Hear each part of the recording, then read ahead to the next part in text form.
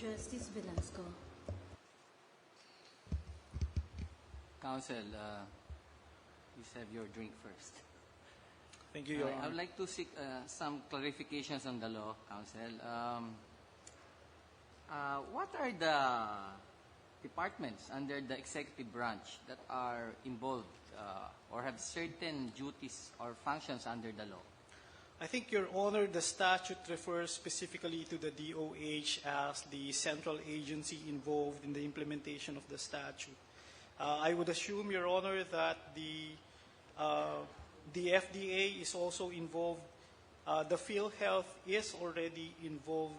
Basically, all those government agencies that have something to do with health. So can you say that DILG and the Department of Education have certain Yes, participation of course, Your also Honor. under the law? The DepEd, specifically under Section 14 of the statute, has a particular role in the implementation of the statute. The nagging question to me is whether really there is a need for this law. So can you tell me what things the Department of Health, the Department of Education, or the Department of Interior and Local Government can do under the law, this particular law, which it cannot do under the administrative code and other related laws? Can you tell me clearly, why do we need this law? Well, in the first place, Your Honor, I think that is a legislative judgment, not a constitutional matter. I mean, just a manifestation. But if I may provide you with an answer, I think the law is an institutionalization of what the government can in fact do. Right? So it institutionalizes certain mechanisms, such as access to reproductive health and information, age and development. Excuse me, why don't we limit ourselves first to the Department of Health? Okay. Because I guess that particular department has several functions or duties to perform under the law. So limit your discussion first to the Department of Health. Okay.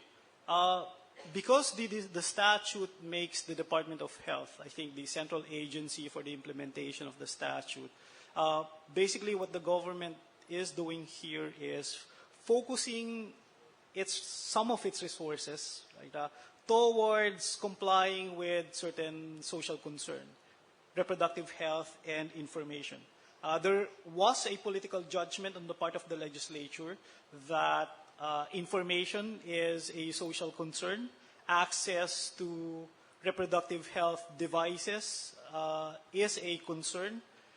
And so they have tasked the Department of Health to perform, to focus its resources on responding to these concerns. Justice Carpio, I think, has also mentioned that there are Millennium Development Goals that will have to be complied with. And so this statute institutionalizes a concern for a particular social welfare program, which is access to reproductive health and ensuring that parents will become responsible. Okay, I'm sure you're aware of Title 9, Chapter 1 of the Administrative Code on Health, correct? You must have read it, no? Maybe Okay. at some point, Your Honor. Yes. Under Section 3, Item 2, it says the department shall provide for health programs, services, facilities, and other requirements as may be needed, subject to availability of funds and administrative rules and regulations. So in short, some of the duties and functions assigned to the Department of Health under the RH law are already encompassed under Item 2, Section 3 of Title 9, Chapter 1 on Health under the Administrative Code. What I'm saying is that the DOH can do the things that the RH law is requiring it to do under its provisions. And this may just be a redundancy. It can do these things even without those particular provisions which impose certain duties to the Department of Health. What do you say to that? Not necessarily, Your Honor. I think the RH law is a partnership between the Congress and the Executive Department with respect to providing a special emphasis on reproductive health and responsible parenthood. It may be that under the administrative code there are general statements with respect to what the government can anyway do under the RH law, but I think the RH law provides a specific emphasis, right, on this particular concern because there is a legislative finding that we need, or Philippine society needs to focus on these particular matters. And I'm sure, Your Honor, you realize the impact when the legislature throws its weight on a particular social concern.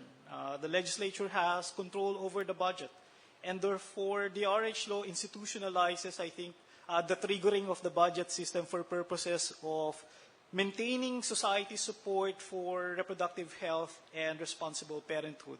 If it's only at the level of the admin code, I think the thrust is at the level of the executive.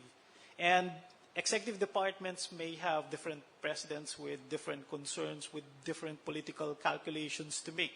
And so this, I think, basically ties the legislature to a social welfare program that we will do this on a regular basis, not on an ad hoc basis, which I think was or may have been the experience in the past. Do you know what is the present policy of the Department of Health on contraceptives?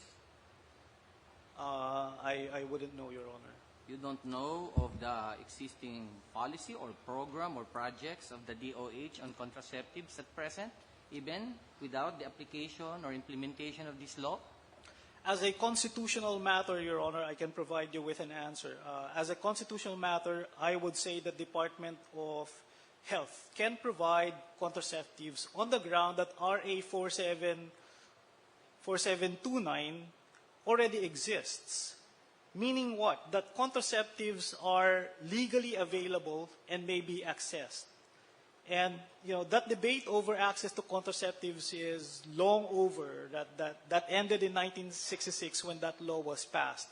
But I think the problem, Your Honor, is that even with the legality of contraceptives, the availability of its access, there is, because of structural injustices in Philippine society, a disparity with respect to choice, that those who can afford have actual choice, but those who cannot afford effectively don't have the choice. It's like having the right to buy a Volvo, but not having the money to buy that expensive car. And so I think because contraceptives are legally available in the market, the DOH can, in fact, spend part of its budget on the use of contraceptives. And they can put it in their budget, submit it before the Congress. I think the beauty of the RH law, Your Honor, is that you have a legislative weight attached to this particular social concern. It's an authorization on the part of Congress, right? Basically saying that we're partnering with the Executive Department when it comes to the possibility of using government funds for contraceptive use, among many other things. The law does not explicitly set aside a specific amount Yes, Your Honor, that's for true. the operation and implementation of the RH law, right? Yes, that Unlike is true. other laws which explicitly provide a certain amount for the implementation of the law, this particular law does not state any specific amount. That is true, correct? Your Honor. That is true. And would you admit that even without this law, the DOH can ask DBM and Congress for a certain amount of money that will cover any policy or program or project which it may implement with regard to the contraceptives and the reproductive health programs? That is true, Your Honor. Nothing prevents the DOH from asking. But I think it's a different matter when the DOH is asking with the backing of a statute such as the RH law. Okay, one last clarification. Under Section 23, these are the prohibited acts. It starts with letter A, any healthcare service provider, whether public or private, who shall, etc. So it lists down the prohibited acts. Can you please define to me what you mean by a private healthcare service provider? I would suppose, Your Honor, that a private healthcare service provider is a healthcare service provider that is not part of the government institution system.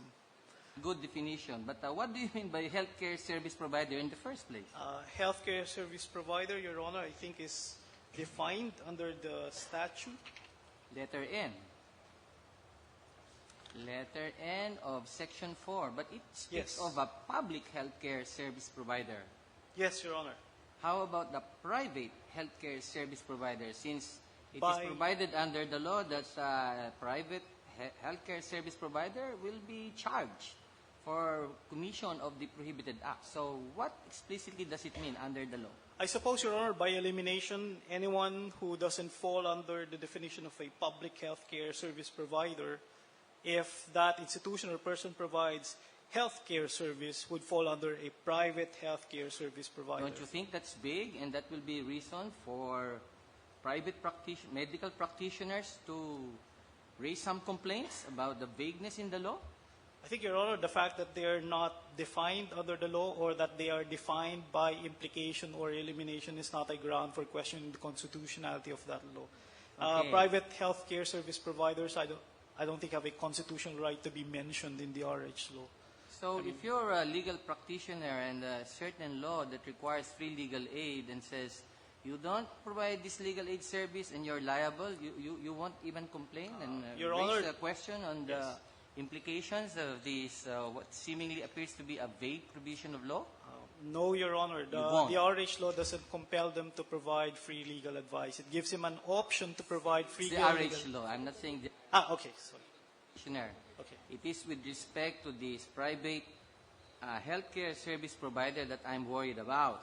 Yes, Your Honor. Because if you're saying that they have certain duties to perform under the RH law, then they should be made aware what they're supposed to not to do, and within the realm or the scope of the law itself. That's why I'm asking you this Yes. question: what it really means. Yes, I think, Your Honor, there are provisions of the statute that sufficiently make a distinction between private and public healthcare service providers, specifically with respect to, say, conscientious objector and the requirement to provide RH care services. The requirement to provide RH care services is mandatory for public institutions.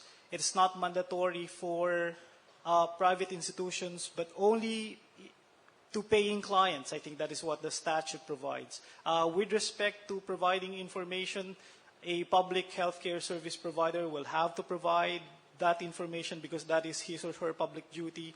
But a private healthcare service provider can raise a conscientious objector. If she wants to provide RH care service or information, what she can do is ask for an accreditation with the PhilHealth so that I suppose she can ask for a reimbursement.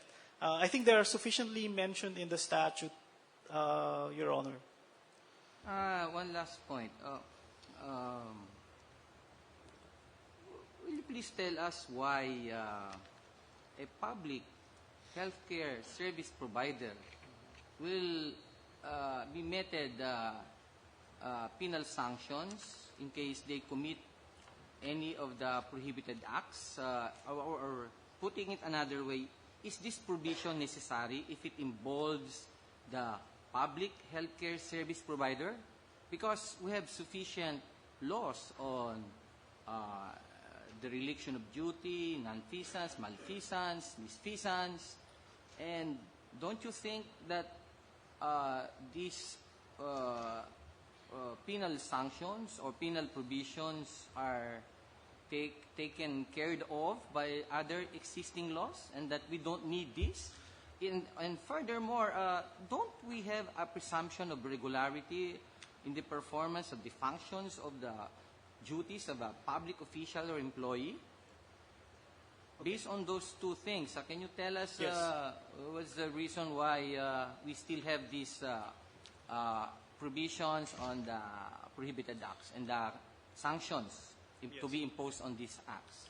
I think, Your Honor, the idea behind the statute to penalize certain acts is, again, a recognition that there is a special concern on the part of the government with respect to promoting reproductive health. And therefore, given the special concern of the government, they decided, the legislature and the president decided that there should be some RH-related offenses.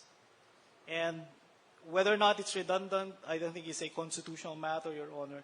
But I think the basic philosophy is RH is a special concern for the state at the moment, and it has the legislative discretion to penalize certain RH-related violations.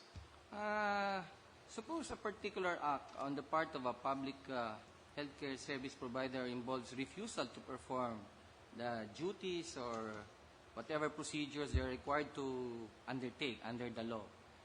Will they be charged? Will they be criminally responsible or liable under the penal provisions of this RH law and also under the Anti-Graft and Corrupt Practices Act and also under the revised penal code? Will this single act be susceptible of being may possibly result to charges under this law and the other existing penal laws? I suppose, Your Honor, that would be a good constitutional law question, whether or not a particular act would, that may result in various types of responsibilities violate a person's right to, say, double jeopardy or due process rights, Your Honor. But I suppose as a general matter, a violation of a specific provision of the penal sanction of the statute may create different types of liability. But that would be as a matter that is as applied, Your Honor, not a matter that should be subjected to facial scrutiny.